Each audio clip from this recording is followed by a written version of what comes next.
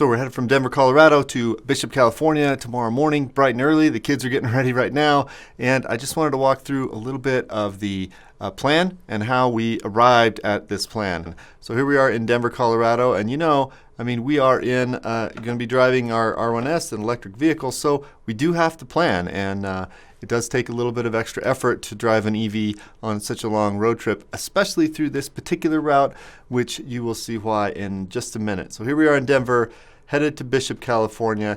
If we go our direct route, it's not too bad. It's about 15-hour drive at 954 miles. Now remember, this is Google Maps' Fantasyland drive where no one stops. So it is about a 15-hour drive without stops. So add in whatever you need to stop. Well, we'll call this option 1, 954 miles.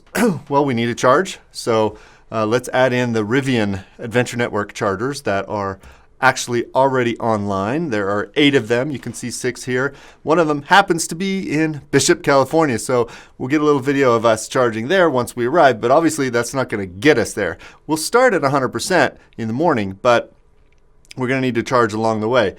Obviously, the RAN network is not going to work. So we tend to use the Electrify America stops. So here are all the stops. These are all 150 kilowatt chargers or better. So these are really good stops. There are plenty of them out there. It's just that with this route, we do have a little bit of a problem. I call it Nevada. So there's no way to get across the middle part of Nevada in an electric vehicle. It is 506 miles. That's a long ways. So option 1, not gonna do it.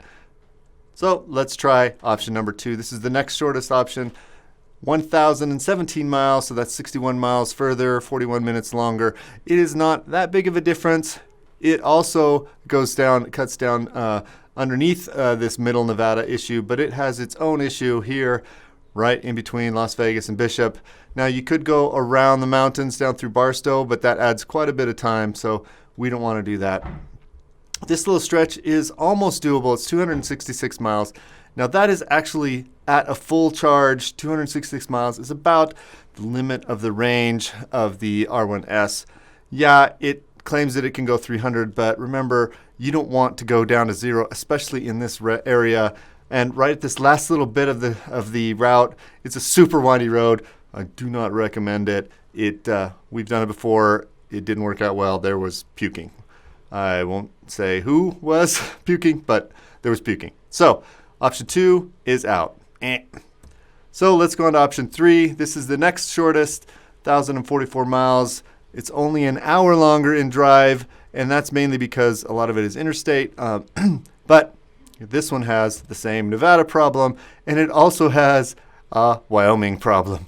Both of these stretches are just simply too far to go without having a good, reliable, fast charge network. So option 4 addresses the Nevada problem, where we cut over through from Salt Lake City to Wendover and over through Truckee. Now there's a Rivian stop in Truckee. That's really cool.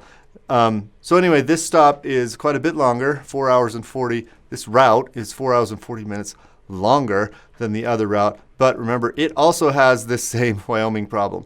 Now, in Wyoming, there is a coming soon stop in Rollins, but it's not open yet. And even with that stop, it's just a little bit too far of a stretch, and you just don't want to be on that highway in the wintertime.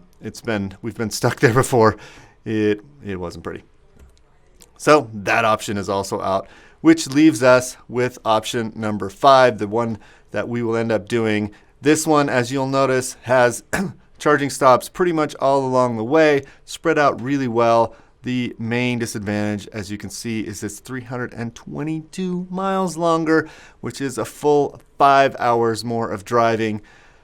And it does have a couple of really good advantages, which is I know the route really well, and I can stop in Salt Lake City where I have family, and also again in Truckee where I have family. That's what we're planning to do to drive that and stop. I like this area up here in Nevada. There's a lot of chargers up there, and what's nice about it is you don't have to stop at all these stops, but you do have options, right? That you can skip a stop or go back to a stop if something goes wrong. But it's nice that they're there and they're not so spread apart that it's in any way dangerous. So that's really great. So And there's the longest stretch here is about 138 miles, so that's plenty we have plenty of range to cover that stretch. So here we are. That's our winner. Looks like we're going to pack up and head out. Okay, we're on our last leg of our trip. Kids are having a good time in the back, taking pictures, apparently. We're going to be stopping in Truckee, California, where there happens to be a Rivian Adventure Network stop. I'm super excited to use that. We will be going on to Bishop, California shortly. That's going to be our last leg for this direction, and then we'll head back. As you can see, we've had a great time on this trip. It actually has gone really smoothly. The plan that we talked about earlier in the video has really worked well as far as the charging stop. This is a really good route. Yeah, it could be better. And yeah, there could be more stops, of course, but we were never waiting for anything. In fact, quite the contrary. People often ask how long we have to stop to charge. The honest answer is that we almost always are stopped longer than we plan to. And in fact, we never waited for a stop, waited for a charge. It was almost always the opposite. The charger was waiting for us, and we weren't quite ready to go yet. But I kept track of all that information. I'll put that in the next video, our wrap-up video, and talk about whether or not we think this vehicle lives up to the hype. And spoiler alert, it does. And that's coming up next. Stay tuned. So for now, I'm going to just say hi to a couple folks here at the station who have been patiently waiting for us to arrive, even though we're a little bit late. And then we're going to spend the evening with family and have a great holiday, which I hope you all have a great holiday as well. Thanks so much for watching. Let me know in the comments if you have any questions or any things that you want me to talk about. And thanks again for subscribing and following along. Have a happy Thanksgiving. We'll see you in the next one.